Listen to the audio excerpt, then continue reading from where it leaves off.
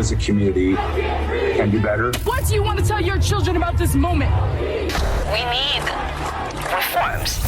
From the All Indiana Podcast Network, we stand together. Everybody's here together, black, white, brown, everybody. A platform for progress in our community. We need to do a better job. I want to show that we can be peaceful. This is just as much our fight as it is yours. Discussing the problems of racial inequality and solutions to combat discrimination in a conversation for change. We'll be able to build on this. I never in a million years thought I would embrace a cop like that. From Wish TV, we stand together. Well, the fight for racial justice goes back nearly as far as American history. For more than 150 years, the YWCA has been at the forefront of that fight. And while times have changed, representatives say they still have a lot of fight left in them. News 8's Katiera Winfrey joins us with tonight's We Stand Together report.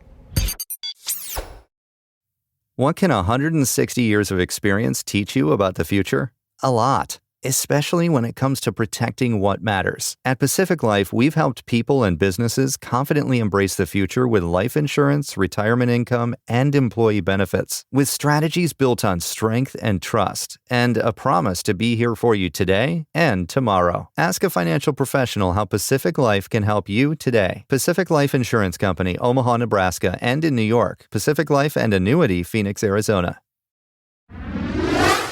In 1858, the Young Women's Christian Association, or YWCA, formed.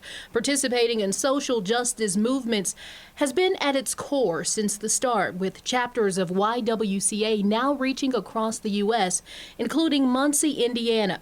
That work remains at the forefront of what the organization does. Taking a stand against racism is one of its latest but ongoing fights.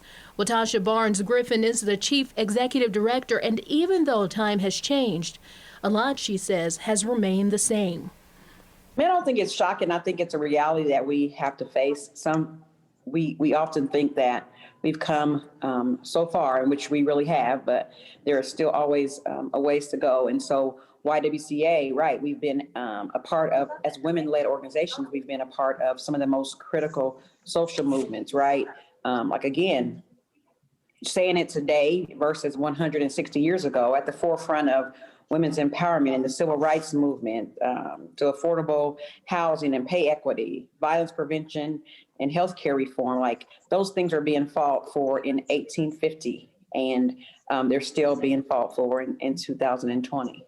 How does it make you feel when people say, you know, we've come far enough, there's no need for all of this that we're seeing even today with the protests? It's unfortunate. That shuts down a lot of opportunity. And I see that there's a need for education when folks say that.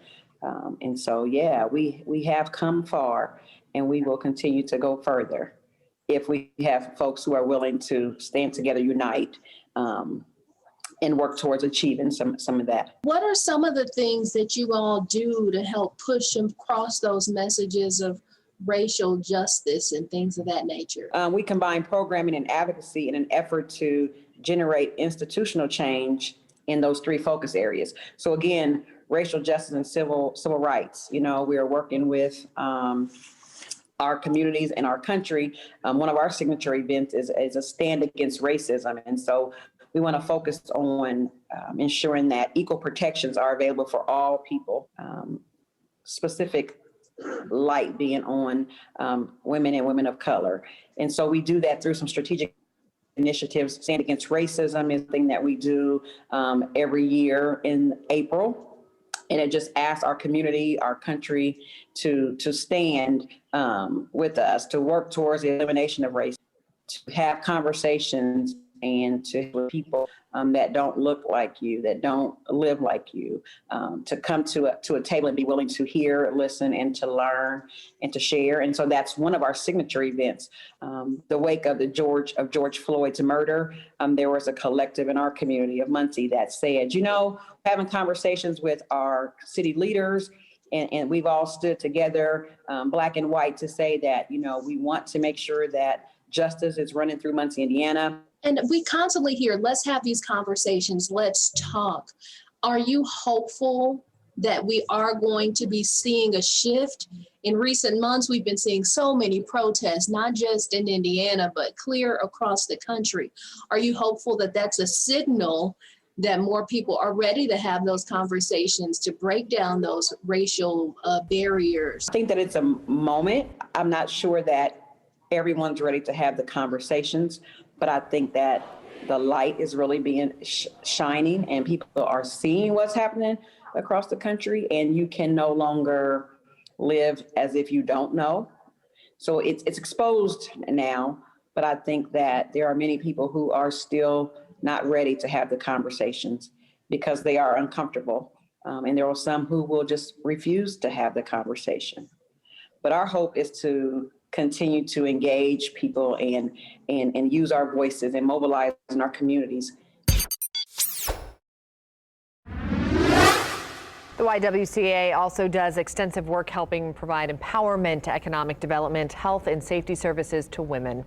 Remember, you can see this story as well as our other We Stand Together reports on wishtv.com. From Wish TV, we stand together. Watch, read, listen, and be a part of the conversation online at wishtv.com and when you follow Wish TV on Facebook. Find more episodes of We Stand Together and other podcasts from Wish TV online anytime at allindianapodcastnetwork.com. allindianapodcastnetwork.com.